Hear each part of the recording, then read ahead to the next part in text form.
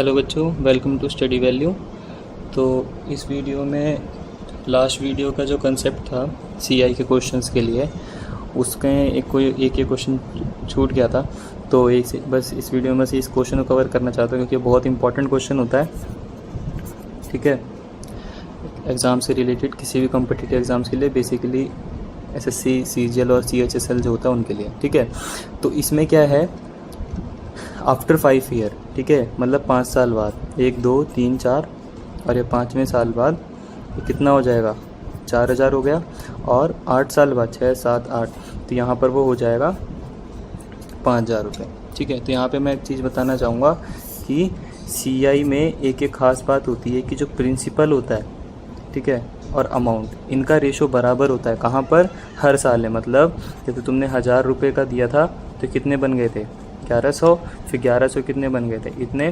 तो इसका और इसका और इसका जब भी आप रेशो लोगे ना, हमेशा सेम आएगा।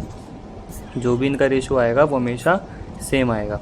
ठीक है, तो यही चीज़ हमें यहाँ पे यूज़ करनी है। मतलब जैसे कि अब देखो, इसमें सीआई मैंने एक और चीज़ बताई है, क्या कि जो सीआई होता है, ये देखो सीआई और एसआई।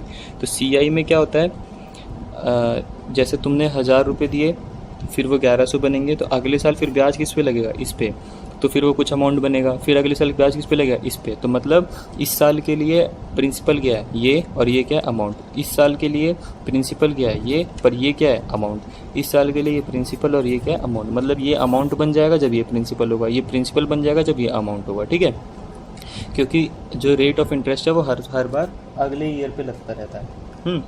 इसी तरीके से जो एसआई है, एसआई में क्या होता है, जैसे 1000 रुपये पे आपने दिया 1100, फिर अगले साल ब्याज फिर 1000 पे ही लगेगा, फिर तीसरे साल फिर ब्याज 1000 पे लगेगा। मतलब प्रिंसिपल हमेशा क्या रहता है? सेम रहता है। बट इसमें क्या होता है, प्रिंसिपल वेरी करता रहता है और अमाउंट तो वेरी करेगा ही करेगा। तो इस तरीके से अब हम क्या करेंगे, इन दोनों का हम रेशो लेंगे। तो प्रिंसिपल और अमाउंट का रेशो क्या आ जाएगा? 4:5। यही चीज़ कहाँ पर होगी? यहाँ पर भी फॉलो होएगी। तो हमें क्या बोला उसने? ये निकालने को बोला है। तो टीचर क्या समझते हैं कि उनको, बच्चों को अमाउंट तो पता है तो प्रिंसिपल निकालने को बोल दिया। तो अगर उसने रेट ऑफ इंटरेस्ट नहीं दिया तो प्रिंसिपल कैसे निकालोगे? तो इसमें बस एक यही कंसेप्ट पता होना चाहिए कि इसके लिए तो ये प्रिंसिपल है, इसके लिए ये प्रिंसिपल है। बस मेन चीज़ क्या होती है, बीच में साल बराबर होने चाहिए। ठीक है, तो इसके लिए प्रिंसिपल है, इसके लिए प्रिंसिपल है। ठीक है, तो अभी हमें तो ये वाला फॉर्मूला लगाना है, वैल्यू किसकी इनटू चाहिए किसकी। ठीक है, तो इसमें क्या होता है, वैल्यू क्या है अब हमारे पास गिवन क्या है? 4000। और 4000 को हम क्या, अब हमें ये चीज़ निकालनी है। तो इसको निकालने के लिए 4000 क्या बन गया? अमाउंट बन गया। तो हमारे पास जो 4000 है वो वैल्यू किसकी है? अमाउंट की। हमें चाहिए क्या? ये प्रिंसिपल चाहिए, और प्रिंसिपल क्या हमारे हिसाब से? 4।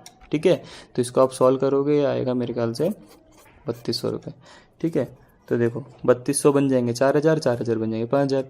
ठीक है, तो फिर से बताता हूँ, वैल्यू किसकी इंटू चाहिए किसकी क्या होता है? वैल्यू वो होती है जो क्वेश्चन में गिवन होती है, और हमें ये दोनों वैल्यू होती है जो हमारी बनाई हुई होती हैं। ठीक है, तो इसको समझने के लिए आपको पिछली वीडियोज़ देखनी पड़ेंगी।